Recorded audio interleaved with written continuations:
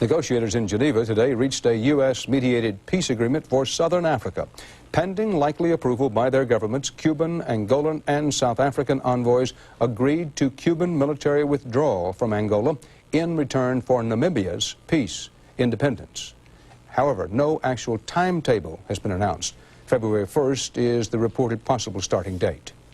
In Pakistan, the moment long awaited by opposition leader Benazir Bhutto has arrived, a reasonably fair democratic election and a reasonable chance for victory. Anthony Mason is in Karachi. For 11 years, she has shaken her fist at Pakistan's military regime and demanded democracy.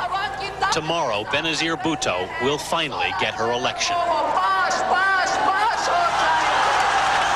Victory would be the ultimate political revenge for the daughter of Pakistan's last elected Prime Minister, who was ousted, then executed in General Zia's coup.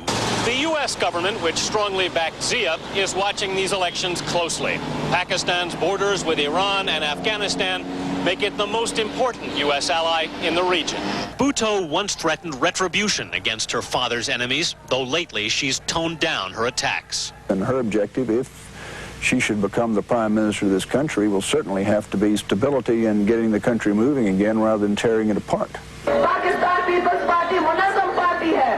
Her voice has been strained during weeks of campaign rallies that have often run till 5 in the morning.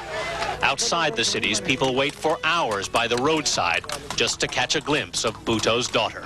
And I feel a strength when I look out. I just feel a strength when I see all the people there, when I see the faces, when I see the hope. 9 smaller parties have hurriedly formed an alliance to stop her. Their leader, Nawaz Sharif, a former Zia crony, makes clear there can be no compromise with Bhutto. I have never met her. I have never spoken to her. Do you believe that that you could lose in a fair election? No. I think we'll win even an unfair election. Let me put it that way to you. None of the parties is expected to accept defeat gracefully.